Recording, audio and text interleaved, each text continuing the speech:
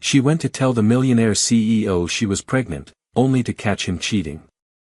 5 years later, he met their sons. Clara had never been so sure of anything as she was the night she decided to go to Luca and tell him the truth. She spent the afternoon sitting at the small kitchen table in her apartment, staring at the folded piece of paper that held the first ultrasound image of the baby growing inside her. The little shape was grainy and faint, but to her, it felt more real than anything else in her life. She had rehearsed what she would say over and over, imagining every possible way he might react, hoping that the man she had fallen in love with, the one who held her close when she was scared, who had whispered that he couldn't imagine a future without her, would still be the one who opened the door. She chose her simplest dress, pale blue with buttons down the front, and tied her wavy brown hair back so she would look composed, determined, the way she needed to be. The city was already sinking into twilight when she arrived at his building, the lights in the lobby glowing soft and golden against the glass. She felt her heart racing as she stepped into the elevator and pressed the button for the top floor. Every floor she passed made her breath feel tighter in her chest, and by the time she reached his door, she thought she might be sick. She closed her eyes and told herself it was too late to turn back. He deserved to know. She deserved to say it. When she knocked, there was no answer at first. She waited, listening for footsteps, but all she heard was the muffled beat of music coming from inside. She lifted her hand to knock again, then realized the door wasn't latched. A strange chill slid through her, but she tried to ignore it as she pushed the door open and stepped into the familiar living room with its polished floors and the clean, expensive smell she used to love. She called his name softly, not wanting to startle him, but there was no reply. The music grew louder as she moved deeper into the penthouse, and that was when she noticed the bedroom door slightly open, a narrow slice of light spilling across the hall. She stood there for a moment, willing herself to be wrong about the dread that had started to crawl up her spine. Slowly, she walked forward and laid her hand on the doorframe. What she saw inside knocked the air from her lungs. Luca was standing near the bed, his blonde hair tousled, his shirt half unbuttoned. And he wasn't alone. A woman she'd never seen before was leaning into him, her mouth near his ear, her hands on his chest like she belonged there. Clara felt her vision narrow to a pinpoint, her fingers going numb where they rested against the wood. For a long, silent moment, no one noticed her. She could have turned and left without either of them ever knowing she'd been there. She thought about the envelope in her bag, about the heartbeat she had seen flicker on the screen just days before. She thought about all the nights she'd spent wondering if she was enough, if he really meant all those promises. And she knew that if she stayed 1 second longer, she would break apart in a way she would never be able to repair. She took one step back, her breath caught somewhere between a sob and a gasp. She wanted to scream, to demand that he look at her and see what he was throwing away. But instead she did the only thing she could manage. She turned around, walked back through the apartment that still smelled like his cologne, and closed the door behind her as quietly as she could. When she stepped into the elevator and pressed the button for the lobby, she felt the tears finally spill over. She told herself she would not look back. She would not let herself wonder what he would have said if she had spoken first. When Clara left Luca's building that night, she didn't feel anger, not yet. What she felt was a cold, unsteady emptiness that followed her all the way down the sidewalk. She clutched the strap of her bag so tightly her knuckles ached, the envelope with the ultrasound pressing hard against her ribs as if to remind her it was still real, even if everything else had dissolved. She walked for blocks without thinking about where she was going.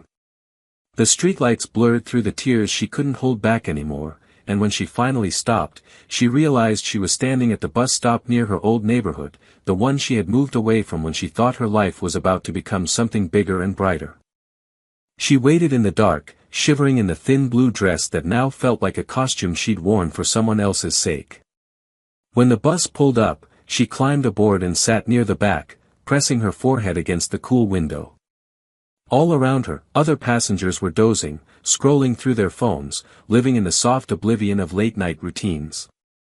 For a moment she wished she could be any one of them, someone who didn't have a secret growing inside, someone who wasn't already imagining what it would be like to explain to a child why their father wasn't there. The next morning she called her manager at the flower shop and told her she wouldn't be coming in. She couldn't bear the thought of pretending to smile for customers, of arranging cheerful bouquets when all she wanted to do was curl up and disappear. She spent the day in bed, the curtains drawn tight against the daylight. Now and then she would touch her belly, still flat and unchanged, and feel a wave of guilt that she hadn't managed to tell Luca before everything fell apart. But each time she closed her eyes, she saw him in that room with someone else, and her chest would seize with something she didn't have a name for yet. For the next week, she didn't answer his calls. When he finally realized she was avoiding him, he left messages, brief, clipped voicemails that never asked where she had gone or whether she was okay. Instead, he only asked when she planned to come back to finish a conversation she had never started. He sounded impatient, like she had inconvenienced him by vanishing without explanation. Each time she listened to his voice, something hardened a little more inside her, like ice spreading under her ribs. She deleted the messages and turned off her phone. Late at night, when she lay awake in the silent apartment, she replayed every moment of their relationship, searching for the clue she must have missed. She thought about the evenings he would cancel plans because of work emergencies, the times he pulled away when she asked questions about the future. She had wanted so badly to believe those things didn't mean anything. That underneath his ambition was a man who felt what she felt. But now, the doubt was impossible to ignore. She wondered if she had always been alone in her hope. It was during those nights that the resolve started to grow inside her, slow and painful like a bone-mending wrong. She knew she couldn't stay in the city where she'd built all her dreams around him. She couldn't walk past the restaurants where they'd had quiet dinners or the bookstores where he'd picked out novels for her to read. Every street felt tainted with memories she no longer wanted. By the end of the week, she had made her decision. She would leave without telling him. He had chosen the life he wanted. Now she would choose hers. Clara packed her few belongings into cardboard boxes, taping them shut with hands that wouldn't stop shaking. She left the envelope with the ultrasound at the very bottom of her suitcase, folded between two sweaters she rarely wore. She told herself she would look at it again when she was ready to stop feeling like she had failed. She didn't know where she would go yet, only that it had to be somewhere she could start over before the baby came. She called a moving company and booked a small truck, then sat alone in the quiet kitchen until dawn, her palms pressed flat against the table, breathing through the ache in her throat. When morning finally came, she stood up and felt something like relief. It was the first moment in days that she didn't feel entirely powerless. The new town wasn't remarkable in any obvious way, but that was precisely why Clara had chosen it. It was a place no one would think to look for her, a cluster of quiet streets lined with narrow houses and small shops that closed early every evening. She found an apartment over a bakery that smelled of warm bread at dawn and vanilla by afternoon. The space was simple, a single bedroom with faded curtains, a living room just big enough for a second-hand sofa, and a kitchen with a chipped tile counter where she set down her single box of dishes. The first night she lay in bed listening to the murmur of the street below and tried to convince herself she felt safe. But as the hours crawled by, the silence pressed down on her until it felt like she might suffocate under the weight of it. In the morning she walked to the grocery store 2 blocks away and bought only what she needed for the day. She didn't want full cupboards or anything that might suggest she planned to stay long. It was easier to pretend this was temporary, that she might still wake up one morning and discover the last week had been a dream. But then she would feel the smallest swell of her belly under her hand, and she would remember with a clarity so sharp it made her chest ache, there was no going back. She was alone, and soon there would be no way to hide it from the world. She found work at a small florist's on the corner, where the owner, a kindly woman named Margaret, didn't ask many questions beyond whether Clara knew how to keep hydrangeas from wilting. She learned to wrap bouquets with fingers that still shook when she wasn't paying attention and to smile in a way that seemed believable. Margaret never pressed her for details about why she had moved there or what she was running from. Sometimes, when Clara thought her heart might splinter from the effort of pretending she was fine, that quiet acceptance felt like the only thing holding her together. Each evening she came home exhausted, her feet sore from standing behind the counter, and she would collapse on the couch and stare at the ceiling until darkness filled the little apartment. She kept the envelope with the ultrasound in the drawer beside her bed, tucked under a folded scarf she never wore. Most nights she didn't look at it. But some nights, when the loneliness became too much to swallow, she would pull it out and run her fingers over the blurry image of the baby growing inside her. She would try to imagine what it would feel like to hold that tiny body in her arms and know that, for the first time in her life, she had someone who belonged entirely to her. Sometimes she caught herself thinking about Luca, about whether he ever wondered what had happened to her. She would picture him sitting in his glass-walled office high above the city, his expression distant and unbothered as he signed contracts worth more than she would ever see in her lifetime.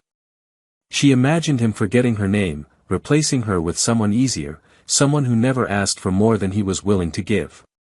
But then she would remember the way he had looked at her in those first months, when everything between them had felt bright and improbable, and she would feel her chest squeeze around the ache of it all. She told herself she had to stop remembering, but the memories had a way of rising up when she was weakest, insistent and uninvited. As the weeks passed, the shape of her life began to shift around her growing belly. The neighbors learned her name and started to wave when they saw her in the mornings. The woman who ran the bakery downstairs began slipping her extra pastries at the end of the day, saying she needed the energy now that she was eating for two. Clara thanked her, but she never offered more than a shy smile in return. She was grateful for the kindness, but she couldn't bring herself to let anyone get too close.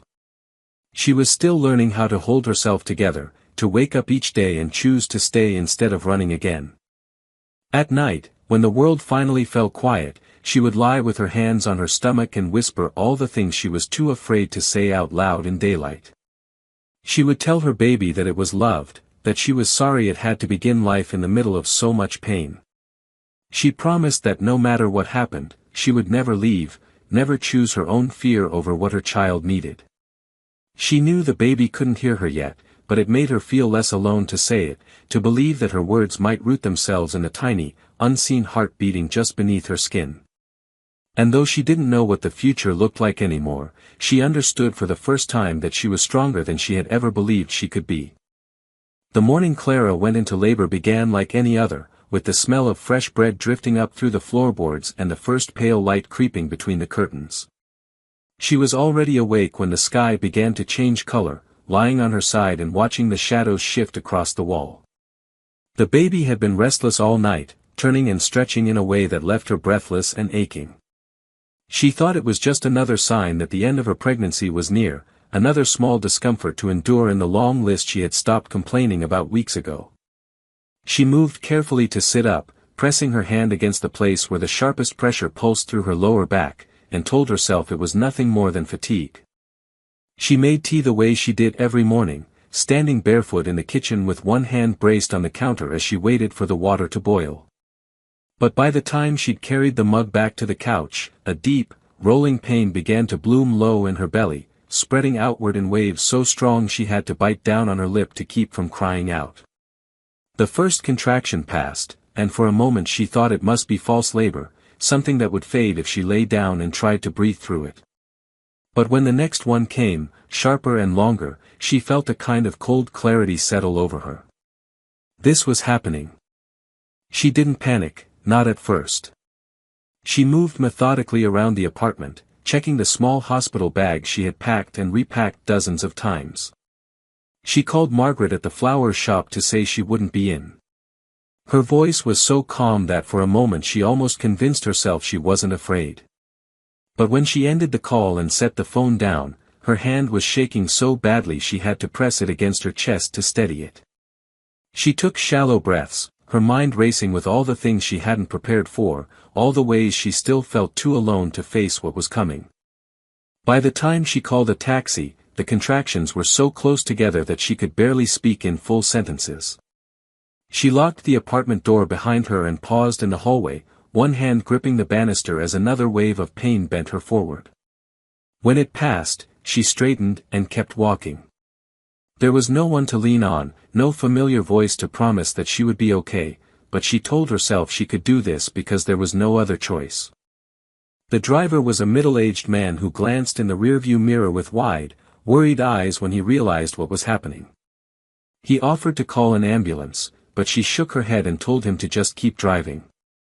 She didn't trust her voice not to break if she said more. She stared out the window, clutching her bag to her chest, and tried to focus on anything but the tightening ache that kept stealing her breath. The city rolled by in a blur of morning traffic and sunlit brick buildings, none of it registering as real. At the hospital, everything began to move too quickly to follow. A nurse brought a wheelchair she didn't want, but she was too weak to protest. Voices blurred around her as they checked her in, asked her name, asked who to call. She didn't have an answer for that. She tried to focus on the pattern of the ceiling tiles as they wheeled her into a labor room, each square a little more crooked than the last. She wanted to close her eyes and wake up somewhere else, somewhere she wasn't alone in this moment. But when the next contraction hit, she realized that all she could do was survive each wave, one breath at a time. Hours passed. She didn't remember them clearly. She only remembered the pain and the hollow ache of wishing she had someone's hand to hold, someone to tell her she was strong when she felt like she was breaking. Once or twice, she thought about Luca, and a flash of something like grief burned through her, but she forced herself to let it go.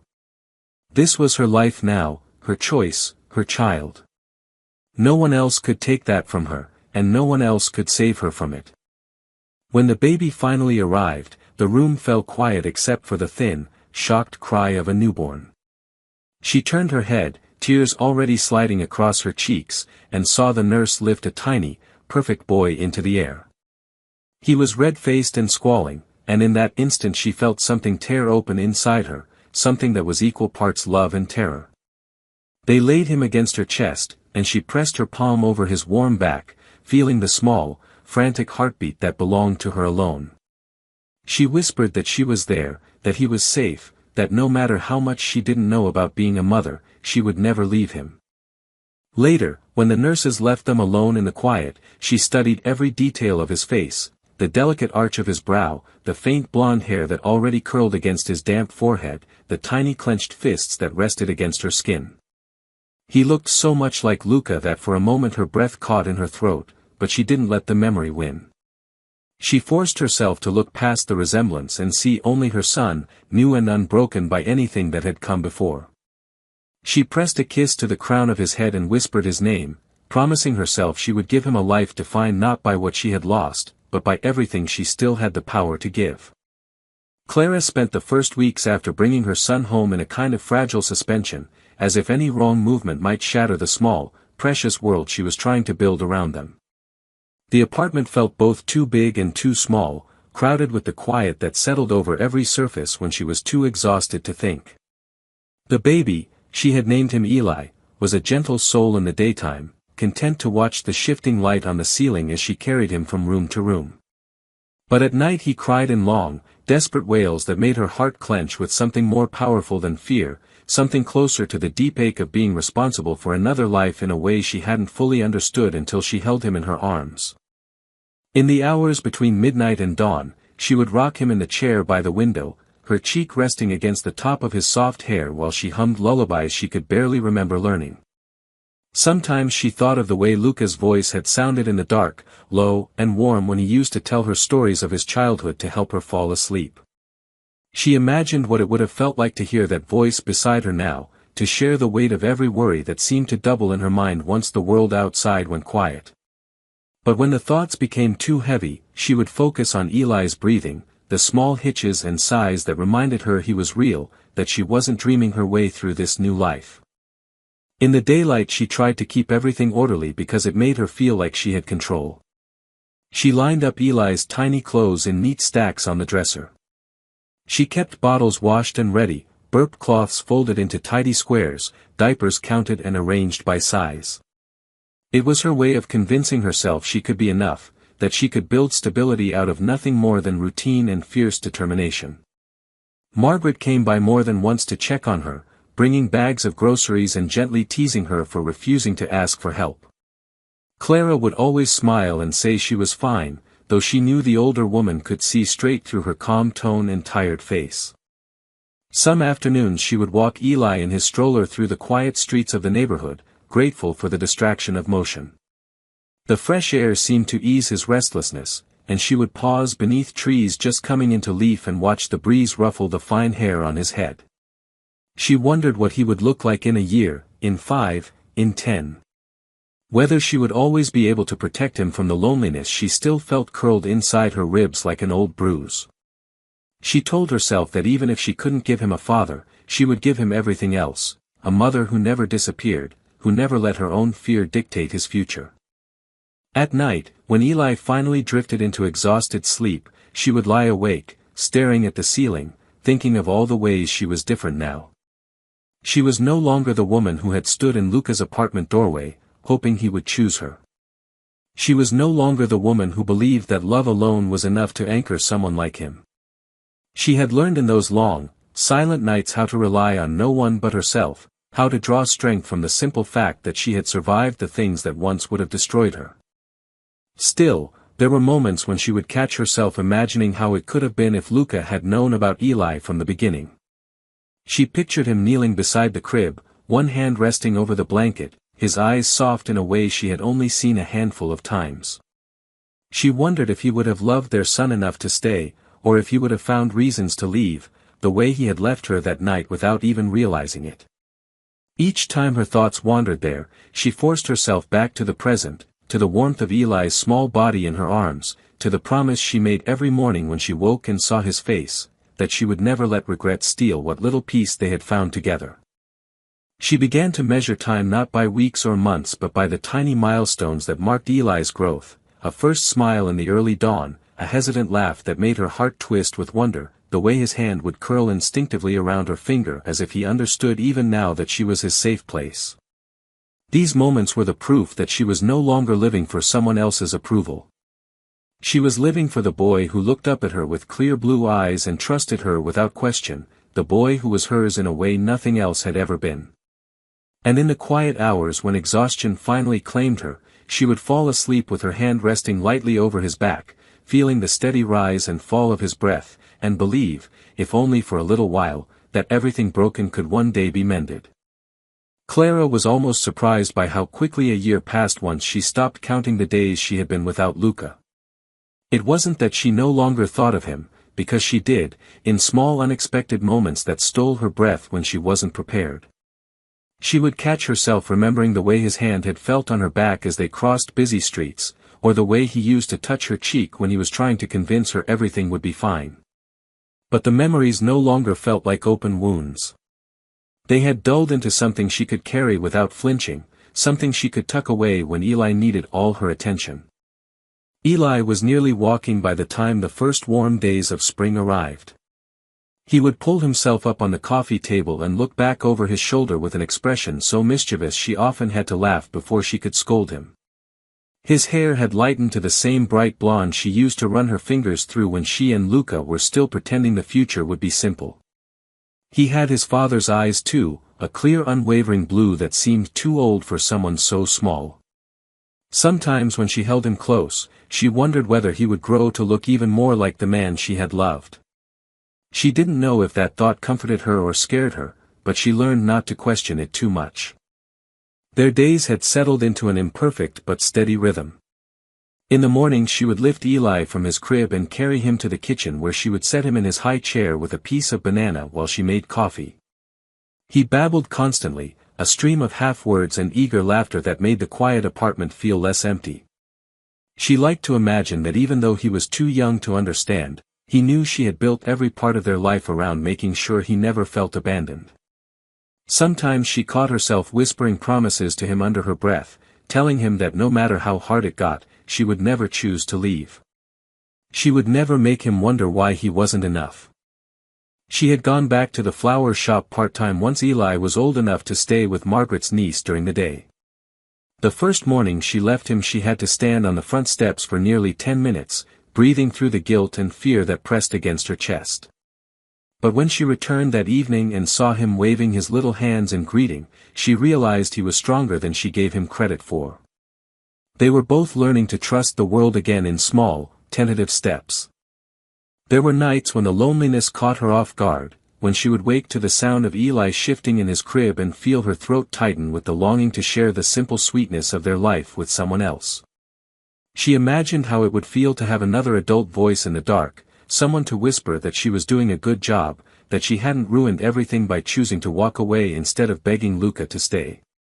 In those moments she would tiptoe to Eli's side and rest her hand against his back, grounding herself in the warmth of his breathing. The weight of her own choices never completely disappeared, but she was learning how to live with it without letting it define her. When Eli began taking his first unsteady steps, she thought her heart might burst from the mixture of pride and sorrow that welled up inside her. He would grin at her, arms outstretched for balance, and toddle across the room with all the determination of someone who didn't know yet how easy it was to fall. She found herself whispering encouragements, soft urgent reminders that she was right there, that he was safe, that she would catch him every time. Watching him grow into himself, she realized that maybe this was what strength really looked like. Not pretending she didn't hurt, not trying to erase the past, but showing up every day anyway, even when it felt like she had nothing left to give. One evening as she rocked him before bed, the last light of sunset slipping through the thin curtains, she looked down at his sleepy face and felt something she hadn't let herself feel in a long time. She felt hopeful. Not for the life she had once imagined, but for the one she was creating now, a life that didn't depend on anyone else choosing to stay. She pressed a kiss to the top of his head and closed her eyes, breathing in the sweet clean scent of his hair, and for the first time she believed that maybe she had made the right choice after all. Maybe loving him this fiercely was enough. Maybe it always had been.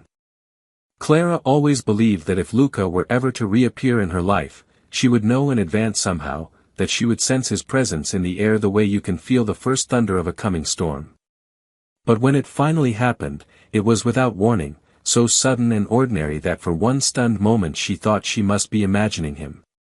She had been walking home from the park, Eli's small hand wrapped trustingly around her fingers as he chattered about the pigeons he'd been chasing.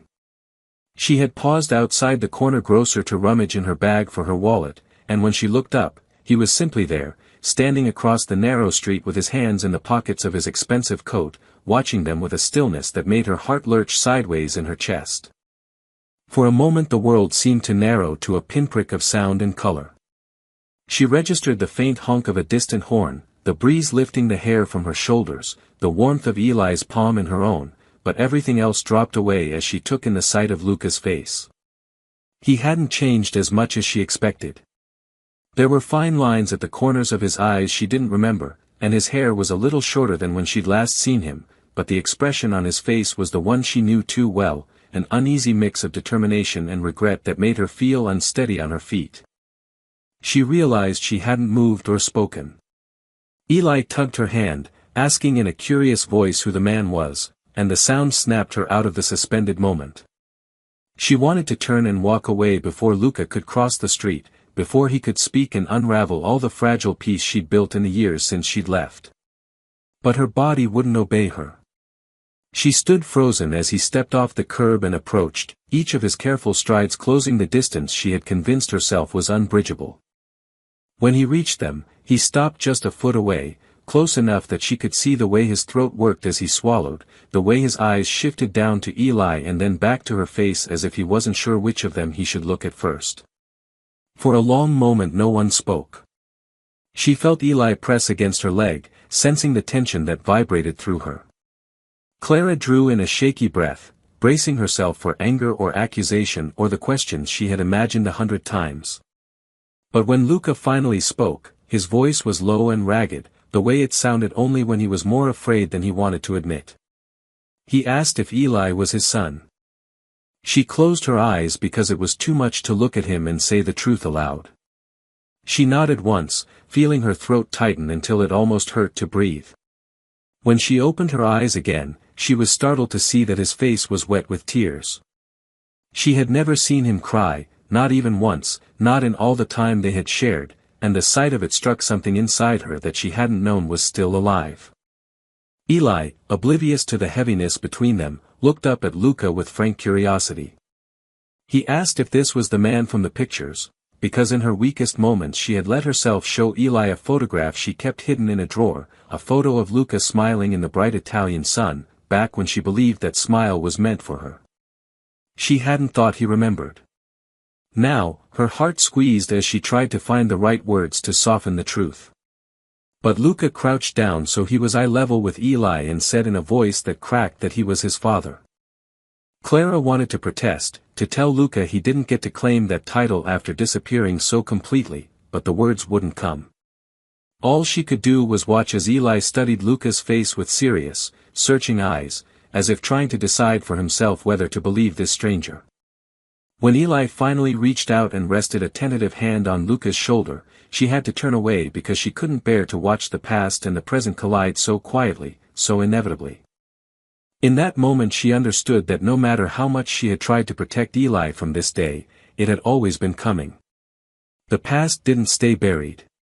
It waited, patient and relentless, until you were forced to stand in the middle of the street holding your child's hand while the man you once loved looked at you with every unspoken apology in the world shining in his eyes.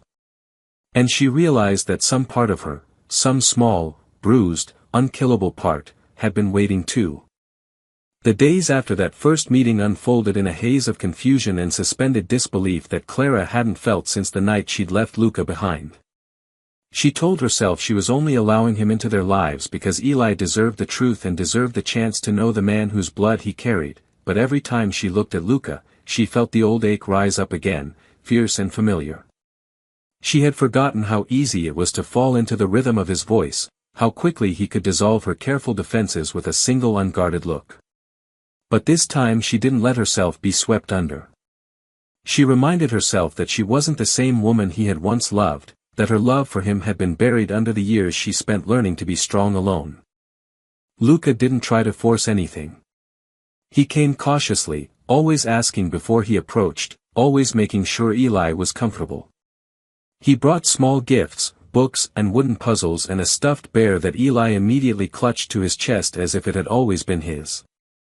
He never tried to buy his way into their trust, and that was somehow worse, because it showed he had thought about what would matter to a child who didn't know him yet. Clara watched him with wary eyes, searching for the selfishness that had once defined so much of him, but she didn't see it in the way he tied Eli's shoelaces or in the way he knelt down to listen when Eli whispered secrets into his ear. One evening she found them sitting on the floor of Eli's room, a half-finished puzzle spread between them. The late afternoon sun slanted in golden stripes across Luca's bent head and Eli's small hands, and for a moment the sight of them together was so tender it made something splinter deep in her chest. She stood there unseen, listening to Luca's patient voice as he praised Eli's efforts, and she wondered what her life might have looked like if she had turned back that night instead of walking away. The thought was dangerous and seductive, but she didn't let herself stay in it. Regret was a luxury she couldn't afford, not now when she had fought so hard to build a life where her son would never have to doubt that he was wanted. As the weeks passed, Eli grew more at ease with Luca's presence. He started asking when his father would visit again, his eyes bright with anticipation. Clara told herself this was good, this was what Eli needed. But each time she watched Luca leave at the end of the evening, she felt the hollowness open up inside her again, because a part of her still wanted him to stay. She couldn't admit that to anyone, not even to herself in the quiet of night, but it was there, undeniable and alive, a small ember that refused to go out. Then, on a warm Saturday afternoon, Luca asked if he could take Eli to the park alone. The question was simple, but it landed like a stone in her chest. She wanted to say no, to keep her son close, but she looked into Eli's hopeful face and realized she had no right to let her fear decide for him. She nodded slowly, her heart pounding so hard she thought it might crack. She helped Eli into his little sneakers and kissed his hair, whispering to be good and to have fun, and then she watched them walk down the street together until they disappeared around the corner. She spent the next hour pacing the apartment, every sound from outside making her flinch. When the knock finally came, she almost ran to the door. Eli barreled into her arms, chattering about the ducks he'd fed and the ice cream Luca had bought him. Behind him, Luca stood quietly, his expression open in a way she'd never seen before. He thanked her for trusting him, his voice rough with emotion, and she felt herself soften despite everything. She stepped aside to let him in without thinking, and when their eyes met, she knew he understood how much that gesture cost her. That night, after Eli was asleep, she and Luca sat across from each other at the kitchen table. Neither of them spoke for a long time. There were too many words, too much history pressed between them.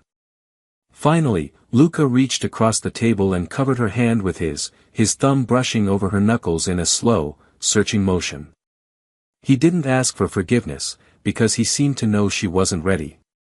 He didn't make promises he couldn't keep. Instead, he said he was sorry for what he'd done, sorry for what he hadn't been brave enough to give, sorry for all the time they'd lost. She felt her throat tighten, and she looked away so he wouldn't see her eyes fill. When she finally met his gaze again, she didn't say she forgave him. She wasn't sure she ever fully would. But she said he could keep coming, that Eli deserved this, that maybe in time they could figure out what else was possible. Luca nodded, his jaw tight with the effort to hold back everything he still wanted to say. And in that fragile, imperfect moment, she realized that letting him in wasn't weakness. It was the first step towards something neither of them could yet name, something that might one day look a little like peace. I think the ending of this story is powerful because it doesn't pretend that love erases everything. It shows that even when time has passed and wounds have softened, trust doesn't simply spring back to life the moment someone says, "I'm sorry." Clara's choice to let Luca into Eli's life feels honest because it's not an easy reunion or a perfect redemption, it's a hard, cautious opening. What struck me most was that her forgiveness isn't automatic. She doesn't erase the pain he caused. She doesn't forget how lonely those years were. But she also doesn't let her anger close the door on what her child needs.